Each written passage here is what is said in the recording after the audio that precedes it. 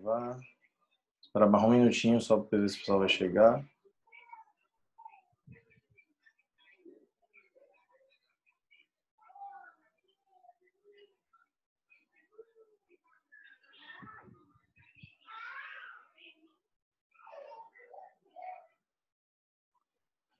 Vamos lá, galera, tá? Então, ó, o que é que a gente tem, né? Só para engravidar aqui. Em relação a esse primeiro casinho aqui, né? Ele é um dente uniradicular, mas eu quis trazer ele para vocês entenderem dificuldade cirúrgica. Rafael, mas não é fácil não tirar esse dente? Aí uma dica que eu vou dar para vocês. Dente tratado canal endodonticamente é o pior cenário que vocês vão pegar na faculdade. Professor, é mais difícil que terceiro molar? Para mim, dente tratado canal, né, tendo sido tratado canal, ele é bem mais difícil de ser removido do que um dente convencional. Por quê? Porque o dente tratado canal endodonticamente, ele já foi, né, como já mexeram nas suas paredes dentinárias, ele tem uma fragilidade dentária muito grande. Então é aquele dente que você utiliza a apreensão com fórceps, ele quebra. Utiliza com fórceps, ele quebra. Então, para planejamento desse dente, né? A gente vai ter o que aqui, ó? Eu vou ter esse premolar, é um canino, na verdade, né? Um canino. Deixa eu botar aqui a Lara para dentro. Eu vou ter esse canino nessa região, tá? Então, o que a gente visualiza? Que ele precisa ser removido, certo?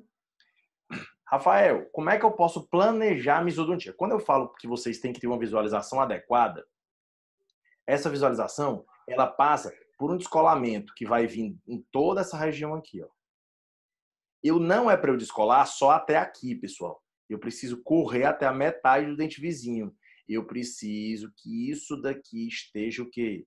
Descolado, toda essa papila, tá? Tanto de um lado como de outro. Toda essa papila. Por quê? Porque eu preciso ter visualização de crista óssea para conseguir tirar meu dente. Se eu não visualizar isso, eu não vou conseguir ter uma isodontia bem feita, tá? Então, ó, Rafael, posso fazer só envelope? Posso. Por que é que tu fez aqui uma relaxante, tá? Porque simplesmente na hora que o aluno foi tentar, esse aqui é um casinho clínico de faculdade, deixa eu marcar aqui a caneta, o aluno descolou pouco, não fez esse descolamento aqui, ó. E na hora de aprender com fósforos, ele o quê? Fraturou o que eu tinha. Aí tem gente pedindo para entrar aqui.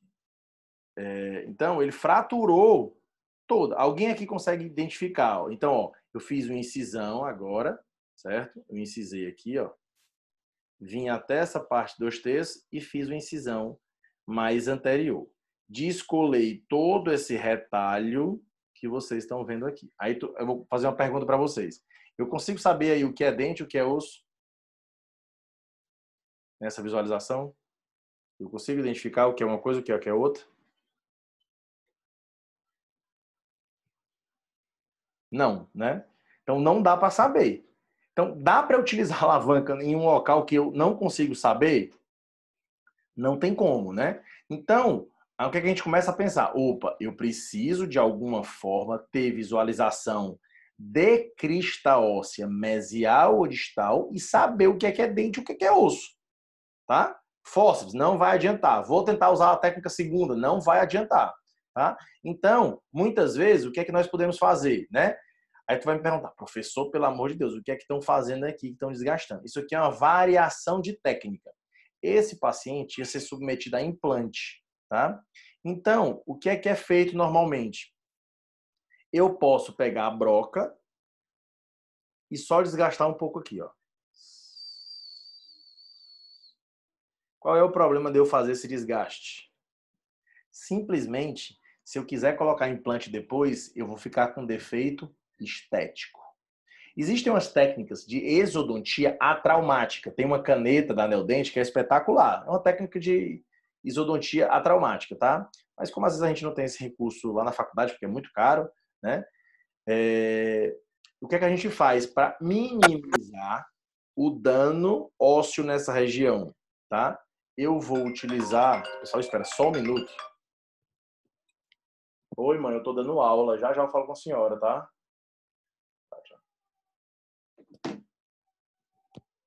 Pronto, pessoal, voltando, tá?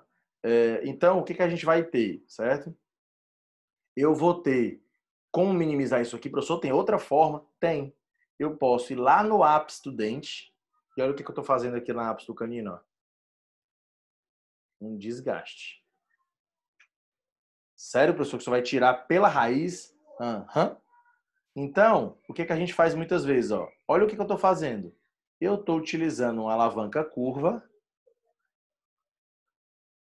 tá? Uma bandeirinha, e vou empurrar essa bandeirinha do ápice para fora. Tá todo mundo entendendo o que foi que eu fiz? Eu tirei o dente por cima. Por quê, Rafael, que tu fez isso? Por que que tu fez isso? Isso, é tipo uma abertura para fazer realizar a apsetomia, Luísa, tá? Mesma coisa, o princípio é o mesmo, tá? Normalmente dá para tu identificar o ápice, Átila, porque tu vai ter um abaulamento na raiz, tá? Então, se tu observar na foto anterior, deixa eu mostrar aqui naquela foto, ó, eu consigo identificar que eu tenho um abaulamento aqui nessa região. Professor, mas se eu errar o ápice um pouquinho, venha mais para o lado direito, ficar mais para o lado esquerdo, não tem problema. Isso daí vai formar osso de novo, normalmente, tá? Então não tem problema se eu fizer o ápice um pouco mais para cima, um pouco mais para baixo, 1 milímetro para o lado direito, 1 milímetro para o lado esquerdo, tá? Qual é a grande característica? A gente, vocês, né, já aprenderam com certeza qual é o tamanho médio de um canino, o tamanho médio de um central. E tu pode utilizar isso aí como parâmetro. Mas no canino, pelo fato de ter a eminência canina, nós conseguimos visualizar bem e saber mais ou menos onde é que está a eminência canina, né? Tampa, abertura não precisa, não precisa, certo? Se for para implante, o que é que alguns profissionais fazem hoje em dia, né? Eu vou passar ali para aquela foto depois da exodontia. Tirou o dente, certo? O que é que eu faço? Olha o que foi que eu preservei de estrutura óssea. Isso aqui, com certeza, ó, eu ia perder tudo, tá? Então, o que é que nós normalmente nós fazemos depois de um procedimento desse, se eu quiser fazer exodontia pelo ápice? Eu vou pegar um biomaterial chamado BIOS, é, Lumina Bone, tem vários tipos de materiais, ou osso autógeno, né? Mas eu posso colocar um biomaterial como preenchedor para facilitar a cicatrização óssea, entendeu? Alguns profissionais já, se quiser, já pode pegar o seu implante, ó, e colocar o implantezinho aqui, ó. Aí tu já coloca o implante e já coloca o biomaterial, tá? Então, também é uma ferramenta. Porque o grande problema, pessoal, nesse tipo de procedimento, se eu não fizer isso aqui, é essa perda de osso na cervical. Porque se eu perder essa quantidade de osso aqui, ó, isso é muito ruim para a reabilitação protética, tá? Porque o paciente às vezes vai ficar com um dente grande, né? Porque tu perdeu o osso, então ele vai ficar, tu vai depois vai colocar o implante, mas para conseguir refazer essa saúde periodontal ao redor do implante, é difícil, tá? Então, existe uma certa dificuldade nesse aspecto, tá? Outro caso aqui mostrando para vocês, ó, mesma coisa, ó, aqui eu já tenho um canino, um resto radicular fraturado, certo? E existe o meu pré-região de pré-molar, tá? Então, o que que a gente vai ter aqui? Posso fazer, ó, minha incisão da mesma forma. Contorno, deixa eu pegar aqui a caneta. Posso fazer aqui. Aí eu vou fazer uma pergunta para os meus colegas. Qual é a anestesia que eu faço aqui, pessoal? Para remover esse primeiro pré? O que vocês acham?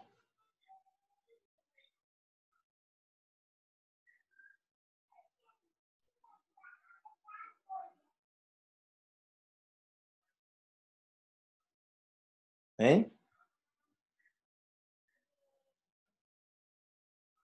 Qual é a anestesia que eu faço, pessoal, para tirar esse primeiro pré-molar superior?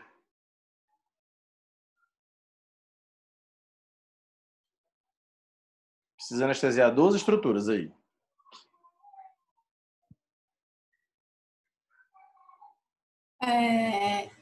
Nervo alveolar superior médio e anterior. Isso. E o Palatino maior. Palatino maior. Na verdade, o palatino maior, tu poderia anestesiar só aqui um pouquinho, tá? Nessa região do palato, tá? O Anderson falou assim, alveolar superior, médio e posterior. Pessoal, lembrando que eu só vou ter alveolar superior médio em 28% dos pacientes, né? Professor, mas eu nunca entendi isso. Como é que eu vou saber se o paciente tem ou não tem, né?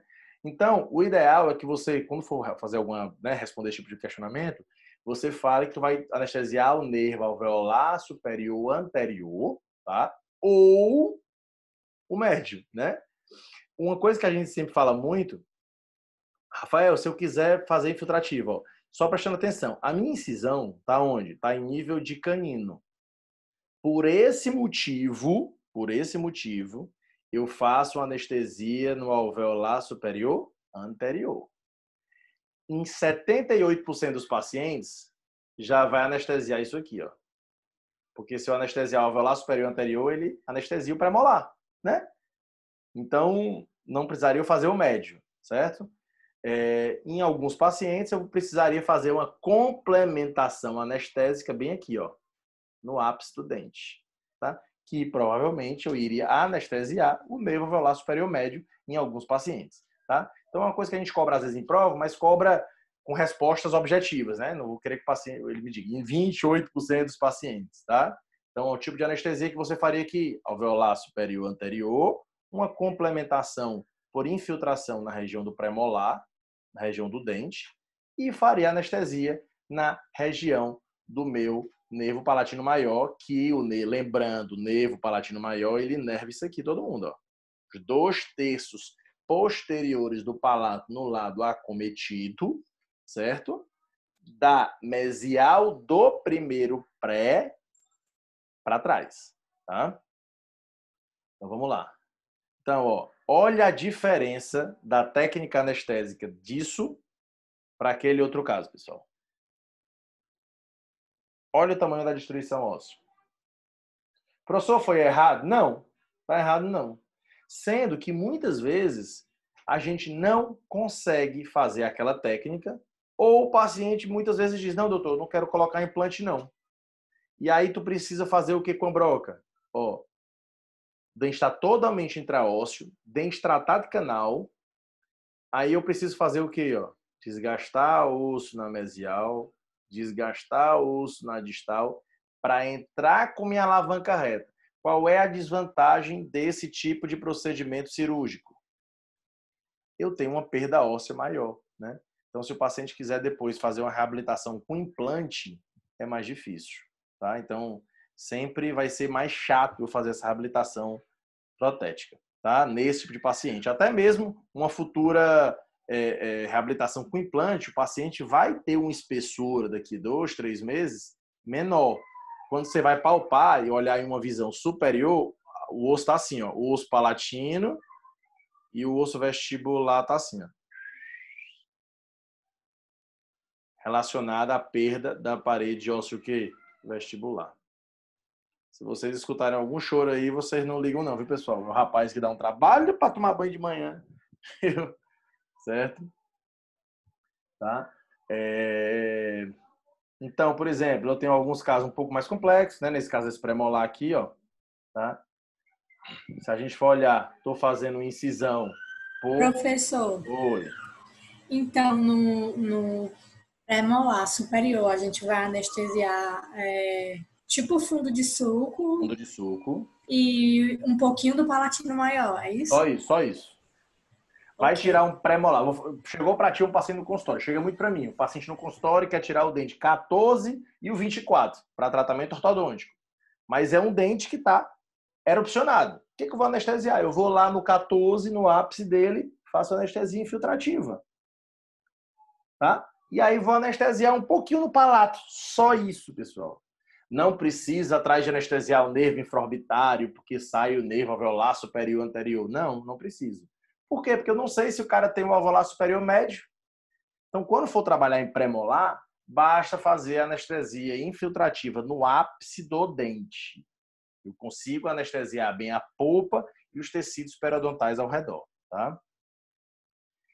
Nesse caso aí, tem como eu saber se esse dente está pela vestibular ou pela palatina, pela lingual, por essa visão? Não dá para saber, né? Porque a panorâmica, a visão bidimensional, não tenho como saber, né? Então, eu precisaria de um oclusal ou de uma tomografia. A partir dos exames de imagem, a gente vê que esse dente está por onde? Pela palatina, né? Já passei aí acho que eu nem coloquei nesse caso o exame, né? Então, o que é que a gente faz? Eu preciso tirar esse pré-molar. E eu preciso fazer um acesso, deixa eu tirar isso aqui do meio, pela lingual, né? O meu acesso é assim, ó.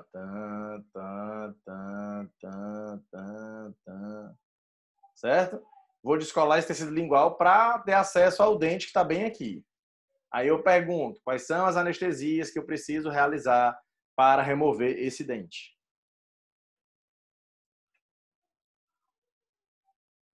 E aí, pessoal?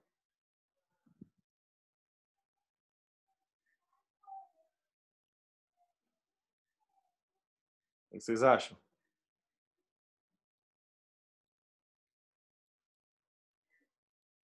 Lingual e alveolar inferior. Então, preciso anestesiar o alveolar inferior para ter anestesia pulpar do dente a qual eu vou tirar, tá? Vou descolar todos esses dentes aqui, ó, e vou começar a usar uma osteotomia nessa região para identificar o meu dente, tá? Localizei pelo acesso o meu dente, vou seccionar esse dente no meio, tiro parte do dente e depois vou dar meus pontinhos, minha sutura, tá? Certo? Então, sempre seguindo essa sequência, tá?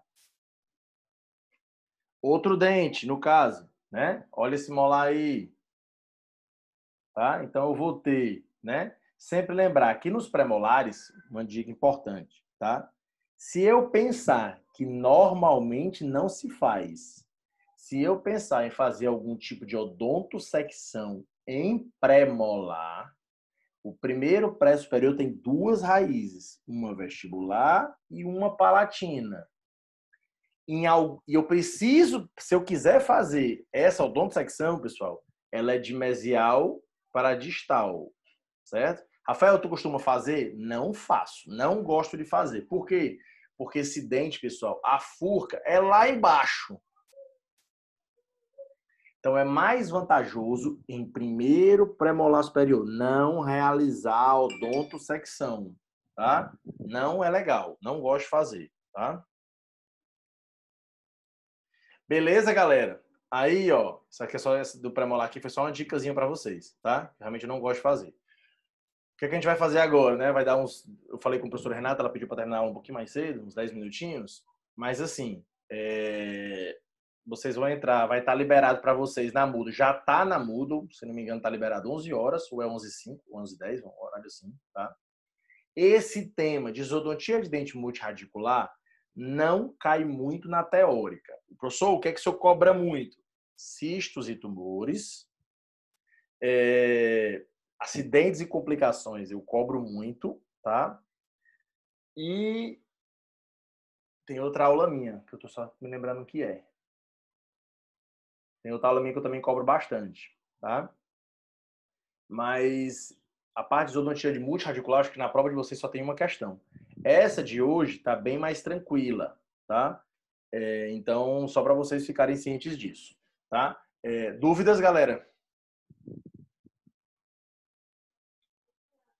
Todo mundo conseguiu, Não, professor. todo mundo conseguiu baixar o livro, né? Sim, deu certo. Show de bola, tá? Então, assim, quando for, eu vou falar com o Renato aqui, que eu até vou entender. Rosário, tu não conseguiu baixar o livro? Não conseguiu? Ah, beleza. Acho que ela disse não, de não ter Ah, dúvidas. certo. Não, tranquilo.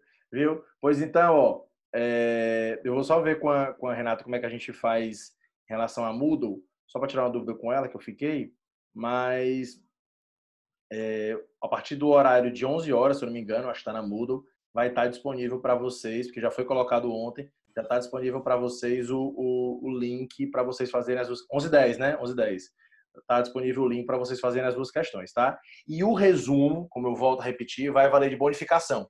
Quando for fazer o resumo dessa aula, quando eu for corrigir, por favor, não façam resumos mega enormes, né? Que eu já recebi um resumo esses dias aí que eu acho que eu tive que levar quase 2 horas para ler o resumo, tá? Mas então, tendem fazer resumos um pouco mais enxutos. Aquele mesmo princípio que eu falei da aula de cistos e tumores, tá? Coisas objetivas, com que é de importância para a gente mesmo, né? Como vocês falaram. Tá, eu vou liberar. Vou só salvar ela aqui e passo para vocês, tá bom? Vou fazer as duas, viu, Lara? Vou fazer isso agora, tá bom? Se cuidem. Abraço. Mostra o Vitor, professor. Deixa eu ver o rapaz aqui, se ele tá por aqui. Peraí.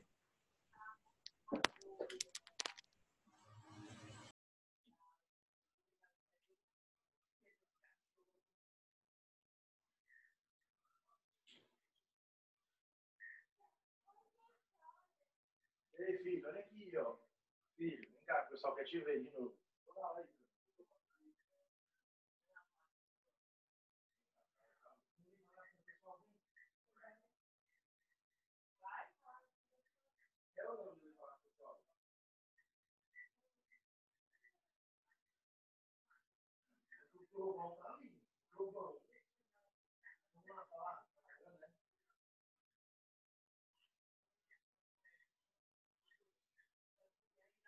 E aí, galera?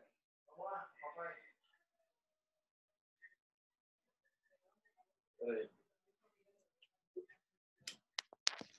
Galera, ele tá fazendo aquele número 2 agora. Não é uma boa. Tá bom, professor. Viu? Tchau, meu povo. Até semana que vem. Beijo. Até. Tchau. Tchau.